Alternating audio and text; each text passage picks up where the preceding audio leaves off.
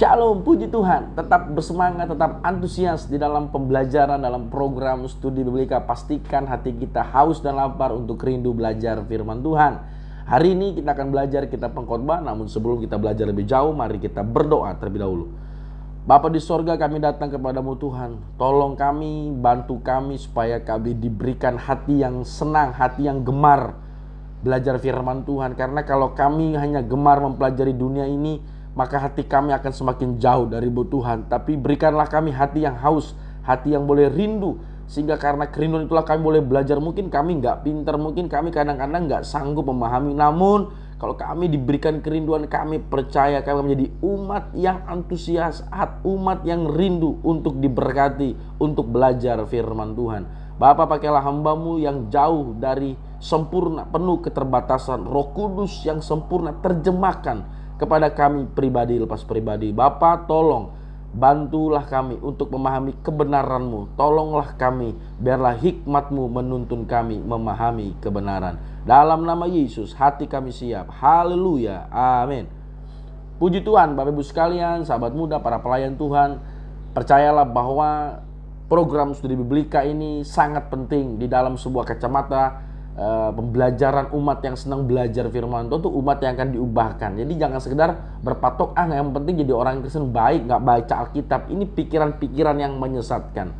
Saya sungguh percaya bahwa Alkitab ditulis untuk kita boleh pelajari, untuk boleh kita baca. Ini surat cintanya Tuhan. Kita bohong kalau bilang cinta Tuhan, kita gak suka baca Alkitab. Kita bohong kalau kita bilang kita rajin doa tapi malas baca Alkitab. Karena saya percaya orang yang cinta Tuhan, orang yang cinta kasih Allah, orang yang mengalami kasih Allah, pasti dia juga mau belajar kebenaran firman Tuhan. Dia gak bisa bilang saya cinta Yesus tapi saya gak cinta perkataannya. Tidak mungkin. Oleh karena itu program ini mengajak kita untuk rindu, untuk cinta, untuk gemar membaca firman Tuhan. Dan firman Tuhan itu mengubahkan kita, hati pikiran kita, ya. Gak usah pusing omongan orang. Dibilang mungkin kita kadang-kadang gak berubah, atau mungkin orang yang masih dalam kayaknya gitu-gitu mulu. Gak usah pusing. Alkitab diajarkan kepada kita supaya kita boleh menjadi orang yang merespon anugerah Allah. Kita juga gak sekedar untuk tampil baik depan orang.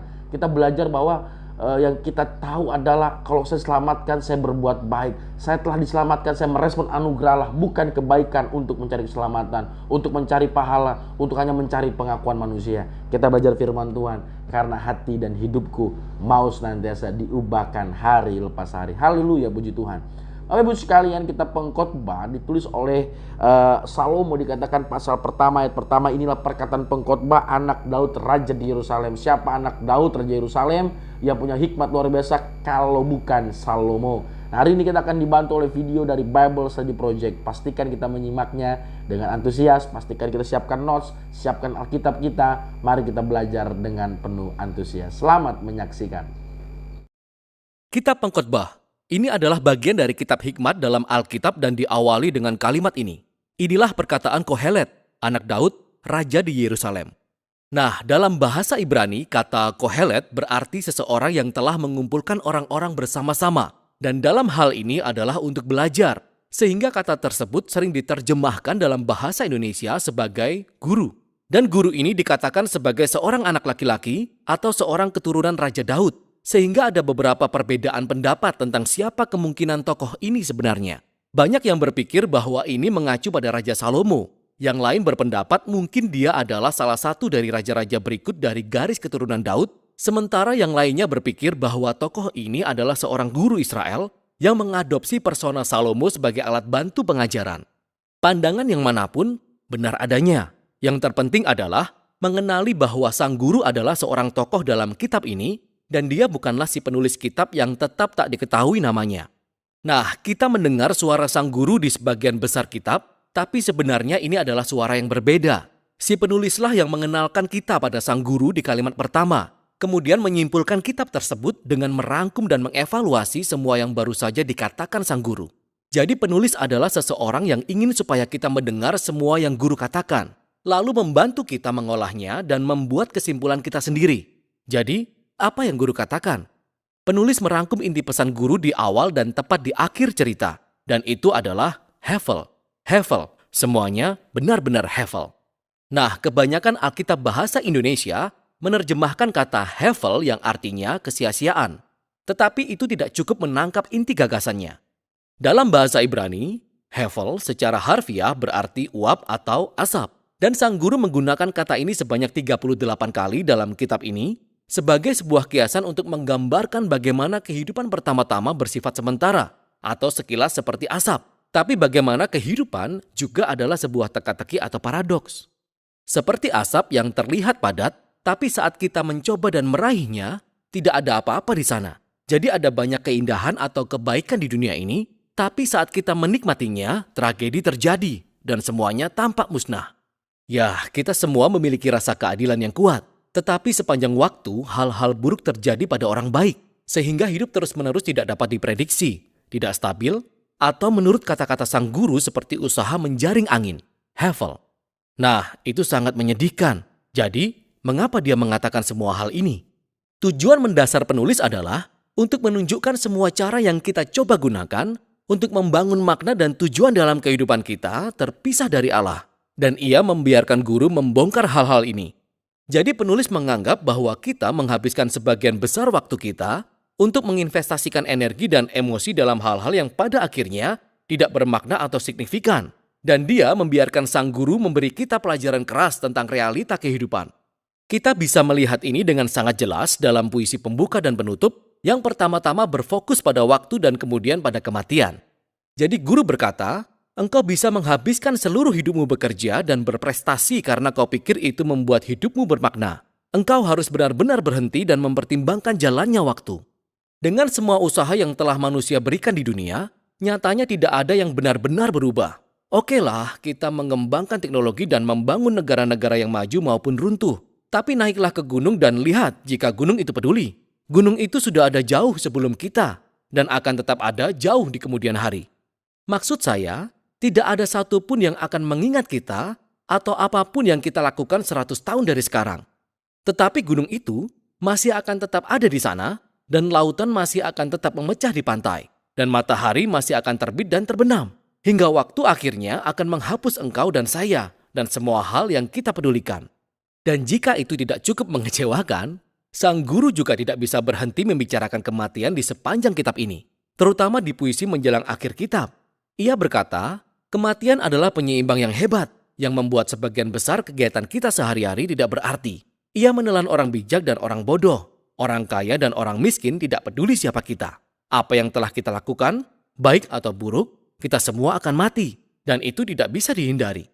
Jadi dengan kedua gagasan ini, sang guru terus memperhitungkan semua aktivitas dan harapan palsu yang ke dalamnya kita investasikan hidup kita untuk menemukan makna dan arti seperti kekayaan atau karir, atau status sosial, atau kesenangan. Jadi engkau pikir bekerja keras akan membuat hidup layak dijalani? Pikirkan tentang stres dan banyak pengorbanan yang ditimbulkan. Semua kekhawatiran dan malam-malam tanpa tidur. Dan saat engkau akhirnya berhasil mendapatkan kekayaan, engkau akan terlalu tua untuk menikmatinya. Kemudian pada saat engkau harus mewariskannya kepada seseorang, mereka bahkan mungkin bukan orang yang peduli dengan apapun yang telah engkau kerjakan. Atau mungkin engkau berpikir kesenangan akan membuat hidup layak untukmu. Lakukanlah, pergilah berlibur, berpesta di akhir pekan, toh Senin selalu tiba. Hevel, semuanya benar-benar hevel. Jika demikian, apa yang menjadi anjuran guru? Bahwa kita menjadi hedonis murni atau relativis? Tidak, itu pun akan menjadi hevel juga. Sang guru mengakui gagasan dari Amsal, yaitu hidup dengan hikmat dan takut akan Tuhan. Bahwa kedua hal ini memiliki manfaat nyata. Secara keseluruhan mungkin hidup menjadi lebih baik bagi kita. Tapi masalahnya adalah bahwa bahkan hidup dengan hikmat dan takut akan Tuhan itu juga hevel. Karena keduanya tidak menjamin sebuah hidup yang baik. Orang baik meninggal dengan tragis. Dan orang jahat hidup lama dan makmur. Ada terlalu banyak pengecualian. Dan bahkan hikmat adalah hevel. Sekali lagi ini bukan berarti kesia-siaan. Tapi sebuah teka-teki. Hikmat tidak bekerja seperti yang kita kira di sepanjang waktu. Jadi, bagaimana cara untuk melangkah ke depan di tengah semua hevel ini? Dan di sini secara paradoks, sang guru menemukan kunci pada kesenangan yang sejati dari hidup di bawah matahari, yaitu menerima hevel. Ini artinya mengakui bahwa segala sesuatu dalam hidup benar-benar berada di luar kendali kita. Dalam sekitar 6 waktu yang berbeda pada beberapa momen paling suram dalam monolognya, sang guru berbicara tentang anugerah Allah, yaitu kenikmatan akan hal-hal baik sederhana dalam hidup, seperti persahabatan, atau keluarga, makanan enak atau sebuah hari yang cerah. Kita tidak bisa mengendalikan hal-hal ini, dan tentu pula hal-hal ini tidak dijamin akan datang pada kita. Tetapi itulah keindahannya. Ketika saya memutuskan untuk memilih sebuah sikap penuh kepercayaan pada Tuhan, hal itu membebaskan saya untuk dengan mudah menikmati hidup saya sebagaimana saya benar-benar mengalaminya. Tidak seperti yang saya bayangkan. Karena bahkan harapan saya tentang bagaimana seharusnya hidup itu, pada akhirnya adalah hevel. Segala sesuatu di bawah matahari benar-benar hevel. Dan demikianlah perkataan sang guru sebelum berakhir. Tepat di bagian akhir ini, penulis berbicara lagi dan dia memberikan kesimpulannya. Dia berkata bahwa perkataan sang guru sangat penting untuk kita dengar. Ibarat tongkat gembala yang ujungnya runcing yang mungkin menyakitkan saat menyentuh kita, tapi penulis berkata bahwa sang guru mencoba menyodok kita agar kita bergerak ke arah yang benar menuju hikmat yang lebih besar. Penulis kemudian memperingatkan kita bahwa kita bisa saja menanggapi perkataan sang guru dengan terlalu serius dan menghabiskan seluruh hidup kita terkubur dalam buku-buku untuk mencoba menjawab teka-teki eksistensial kehidupan. Jangan mencobanya, kata penulis, karena kita tidak akan pernah sampai ke sana. Sebaliknya, penulis menawarkan kesimpulannya sendiri yaitu, takutlah akan Allah dan berpeganglah pada perintah-perintahnya. Karena ini adalah kewajiban setiap orang. Karena Allah akan membawa setiap perbuatan ke pengadilan yang berlaku atas segala sesuatu yang tersembunyi. Entah itu baik, entah itu jahat. Sehingga penulis berpikir adalah baik untuk membiarkan sang guru menantang harapan palsu kita dan mengingatkan kita bahwa waktu dan kematian membuat sebagian besar kehidupan benar-benar di luar kendali kita. Tapi apa yang memberi hidup jadi benar-benar bermakna adalah harapan akan penghakiman Allah. Harapan bahwa suatu hari nanti Allah akan melenyapkan semua hevel dan membawa keadilan sejati pada dunia kita. Dan harapan itulah yang seharusnya memberi semangat hidup jujur dan berintegritas di hadapan Allah terlepas dari kenyataan bahwa saya tetap dibuat bingung oleh sebagian besar misteri kehidupan. Dan itulah hikmat dari kitab Pengkhotbah.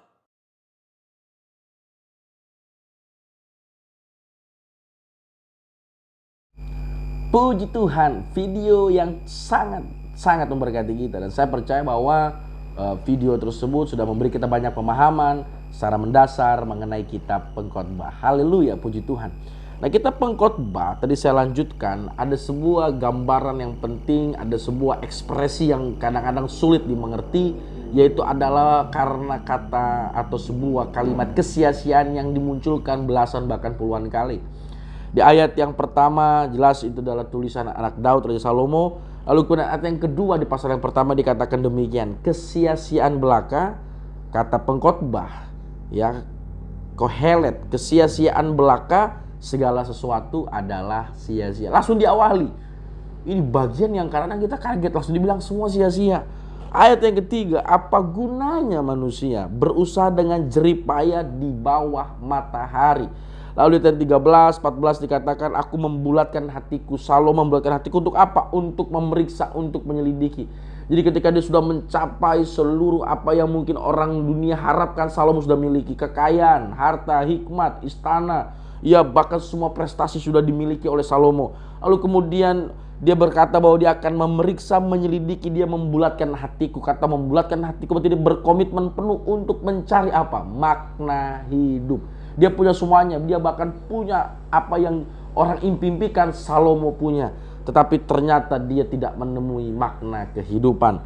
Sampai dikatakan bahwa pekerjaan yang menyusahkan yang diberikan Allah kepada anak manusia melelahkan diri. Aku melihat segala perbuatan yang dilakukan orang di bawah matahari, tetapi lihatlah segala sesuatu adalah kesia-siaan. Kata kesia-siaan ini diulang-ulang terus berkali-kali. Di ayat yang ke-7 pasal yang kedua dikatakan, aku membeli budak laki budak perempuan. Ayat yang 8, aku mengumpulkan bagiku perak, emas, harta benda luar biasa tadi dikatakan. Bahkan dia mencari bagiku biduanita yang menyenangkan anak manusia, yakni banyak gundik. Ayat 9 dikatakan, dengan demikian aku menjadi besar, lebih besar daripada siapapun yang pernah hidup di Yerusalem sebelum aku.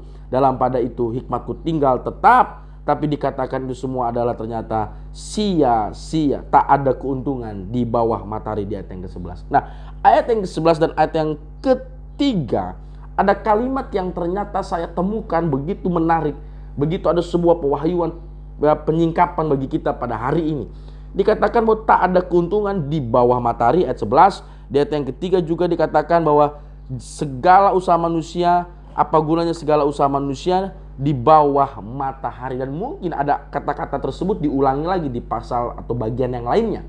Jadi saya ingin garis bawahi adalah Salomo lagi dalam perjuangan, saya sudah dapat semua, tapi kok ada kekosongan ya. Saya sudah dapat semua, saya sudah memiliki semua, tapi kok ada rasa yang masih belum menikmati secara utuh. Masih ada hal yang kayaknya kok ada yang kurang ya. Nah oleh karena itu di ayat yang ketiga, ayat yang ke-11 dan mungkin di ayat yang lainnya ada kalimat tak ada keuntungan di bawah matahari. Tema besarnya kesia-siaan. Hari ini saya ingin kasih tahu Bapak sekalian mengapa dibilang kesia-siaan. Bahkan banyak penafsir akhirnya berkata A, B, dan C. Begitu banyak dari penjelasan yang juga dijelaskan oleh video Bible dari Project Tapi. Hari ini saya ingin sampaikan sebagai hamba Allah, dibilang kesia-siaan yang pertama, kalau hanya dilihat dari sudut pandang duniawi. Dibilang kesia-siaan kalau hanya dilihat di bawah matahari ini. Kalau cara pandang kita hanya melihat dari sudut pandang dunia, maka semuanya usaha akan dikatakan sia-sia. Usaha menjaring angin. Mengapa? Karena hanya dilihat dari sudut pandang duniawi. Hanya dilihat dari kacamata di bawah matahari ini. Kalimat ini membawa saya akhirnya bisa memahami lebih jelas. Oh, dibilang sia-sia. Mengapa? Karena hanya dilihat dari sudut pandang duniawi. Apapun yang kita kerjakan, sebaik, semegah, sekeren apapun yang kita kerjakan, kalau hanya dilihat dari sudut pandang duniawi, semuanya akan sia-sia. Memang tidak mudah memahami cara pikir Salomo, tidak mudah memahami cara pikir orang yang begitu berhikmat. Tapi pagi hari ini menjadi penyegaran bagi kita, menjadi penguatan bagi kita secara praktis dan implementasi pada pagi hari ini adalah Bapak Ibu sekalian, kalau semuanya dilakukan hanya dilihat dari sudut pandang duniawi, maka semuanya akan sia-sia. Dikatakan bahkan aku dirikan rumah besar, kebun anggur, ayat yang keempat pasal yang kedua. Aku mengudahkan kebun-kebun, tanam taman-taman. Lihat baik-baik, Salomo senang istana, perak, emas. Dia juga suka taman. Dia hatinya penuh dengan seni. Dia menanami dengan rupa-rupa pohon buah-buahan. Ayat yang keenam, aku menggali bagi kolam-kolam untuk mengairi tanah. Saya nggak kebayang Ibu sekalian. Berarti tamannya begitu indah, dilakukan dengan begitu maksimal. Setiap pekerjaan yang dilakukan Salomo tidak pernah setengah-setengah, excellent. Tetapi semuanya akan sia-sia. Kalau apa? Kalau hanya dilihat dari sudut pandang duniawi. Kalau hanya dilihat dari di bawah matahari ini. Itulah yang menjadi jawaban dari gambarannya. Karena kalau kita baca pengkhotbah membingungkan, tidak mudah dimengerti. Tapi hari ini menjadi berkat sukacita bagi kita.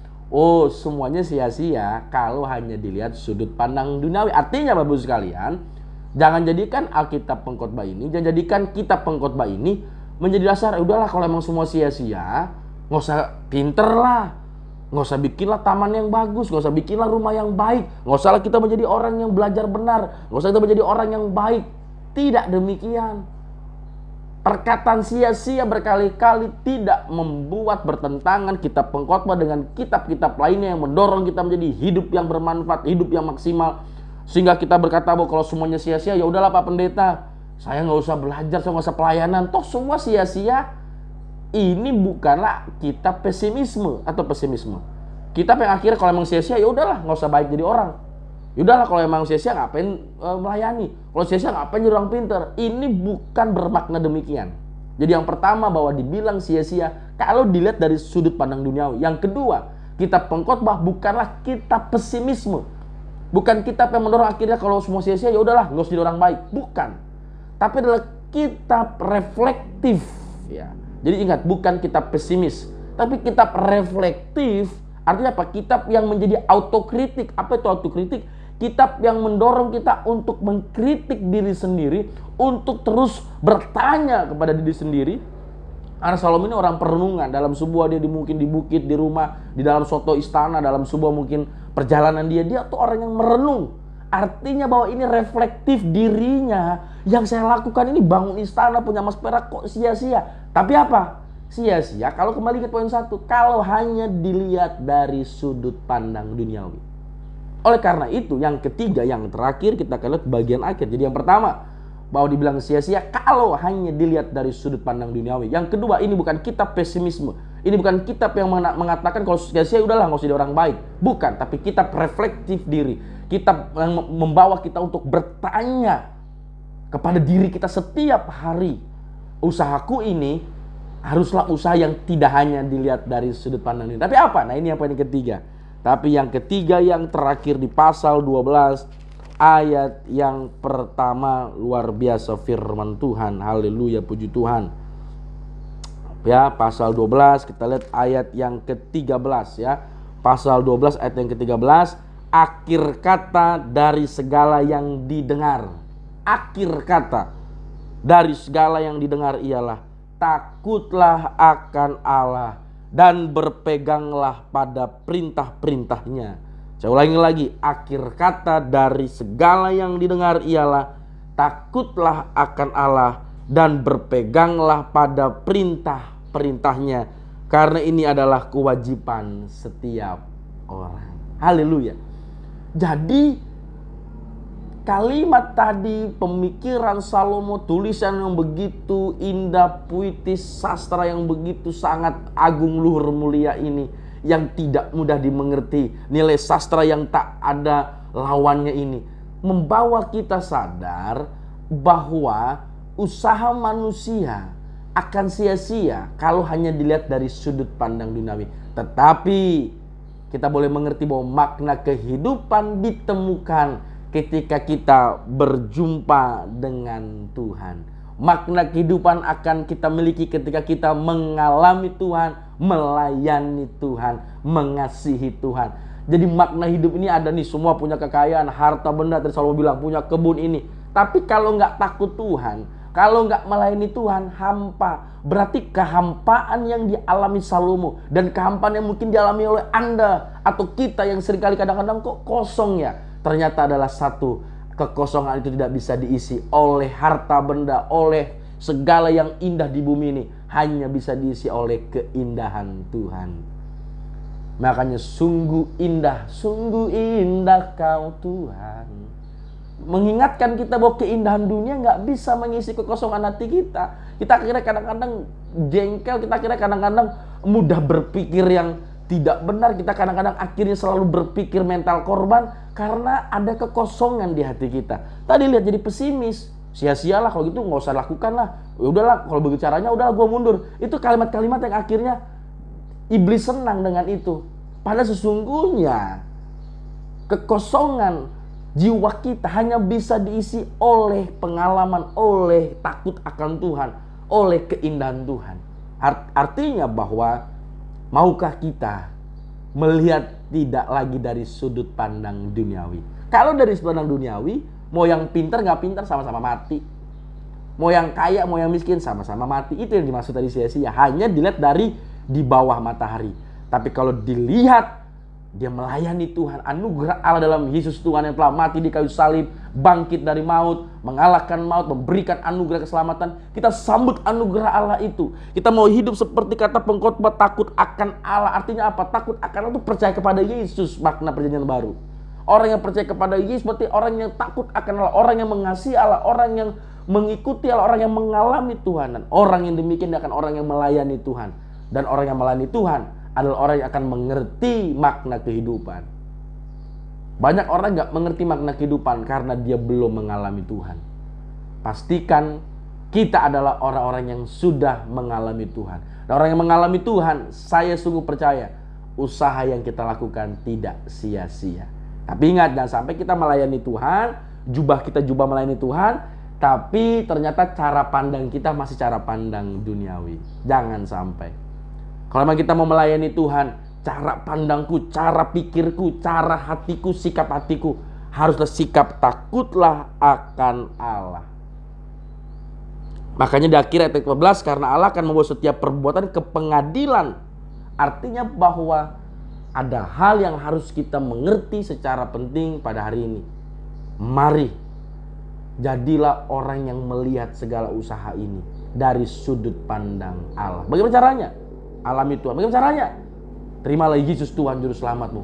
Kalau kita memang berkata terima Yesus Juru Selamat, belajar firman Tuhan. Kalau kita bilang adalah orang Kristen cinta Tuhan, tadi kembali adalah menjadi orang yang senang berdoa, orang yang senang untuk mengalami hubungan dengan Tuhan. Doa itu bukan kita hanya minta sama Tuhan. Saya seringkali berkata-kata demikian, gak bosan-bosan. Doa itu bahkan kita membuka telinga kita, Tuhan, apa yang harus aku koreksi. Nah, orang yang doanya sungguh-sungguh, orang yang sungguh-sungguh ngalamin Tuhan, saya sungguh percaya. Saya kadang-kadang juga kadang kita ngedown, kadang kita bisa merasa gagal, kadang kita bisa merasa kecewa. Semua kita manusia. Jadi akhirnya kayaknya sia-sia ya. Nah, inilah poin satu yang kita dipelajari. Jangan sampai kita harus masuk kepada sebuah sisi, oh iya, aku alami Tuhan. Oh iya, ternyata usaha ini gak ada yang sia-sia. Di dalam Tuhan tidak usaha yang sia-sia. Makanya satu kalimat, satu ayat dalam perjanjian baru dalam 1 Korintus ya, 1 Korintus 15 1 Korintus 15 yang juga menjadi ayat penutup kita pada pagi hari ini ya. Ayat yang ke-58, 1 Korintus 15 ayat yang ke-58. Karena itu saudara-saudaraku yang kekasih, berdirilah teguh, jangan goyah, giatlah selalu dalam pekerjaan Tuhan. Dikatakan giatlah selalu dalam pekerjaan Tuhan, sebab kamu tahu dalam persekutuan dengan Tuhan jerih payahmu tidak sia-sia. Dijawab bahwa jerih payah kita kalau di dalam persekutuan dengan Tuhan tidak sia-sia. Mari, pengkhotbah ditulis bukan untuk membuat kita udahlah mesti orang pinter sama-sama mati, bukan untuk membawa kita pesimis, tapi malah membawa kita semakin menjadi orang yang berkualitas.